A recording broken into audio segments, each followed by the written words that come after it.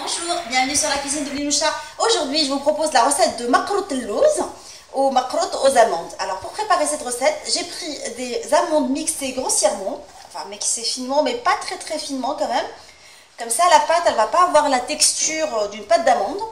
Je vais rajouter du sucre, glace, du zeste de citron râpé, et je vais ramasser ma pâte avec de l'œuf.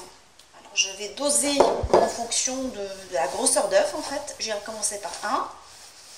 Là il s'avère qu'il va falloir un deuxième.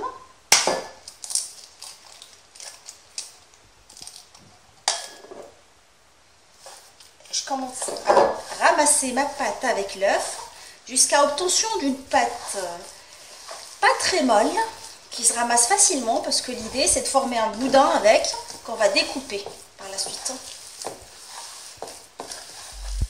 Une fois que j'ai ramassé la pâte, j'ai obtenu une pâte homogène.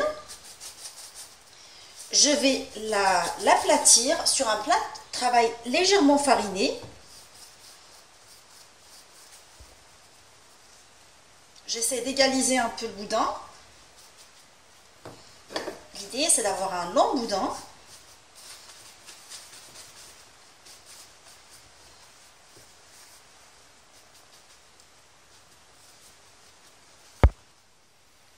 J'ai finalisé mon boudin. Je passe ma main pour s'assurer qu'il a le même diamètre partout. Et sur une planche à découper, je vais le couper en losange en fait.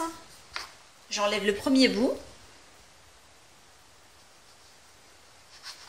Une fois qu'il est coupé, j'essaye de le finaliser avec les doigts.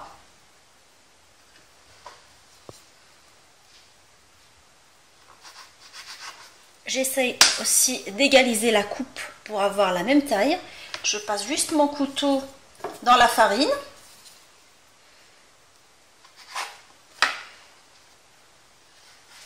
Et je continue à faire jusqu'à ce que je finalise tous les makrouts.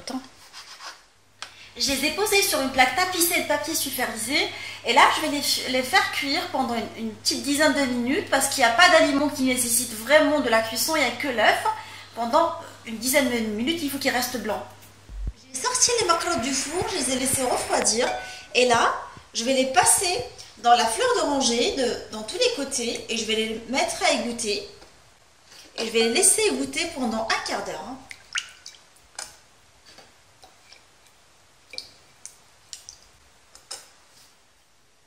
Un quart d'heure après, je les enlève du sucre en enlevant l'excédent de sucre sur tous les côtés et je les dépose dans un plat de présentation. J'essaie de les brosser un tout petit peu pour enlever l'excédent de sucre avec les mains.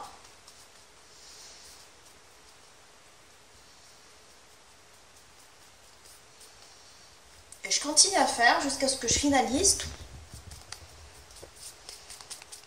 Je vais tamisser dessus un petit voile de sucre pour avoir une jolie surface bien enrobée. Après, je les brosse et je les pose dans un plat de présentation. Le makrout al-louz est normalement prêt. Je vous souhaite un bon appétit et on se retrouve sur la cuisine de Linoucha avec des nouvelles recettes, des nouvelles gourmandises et à bientôt.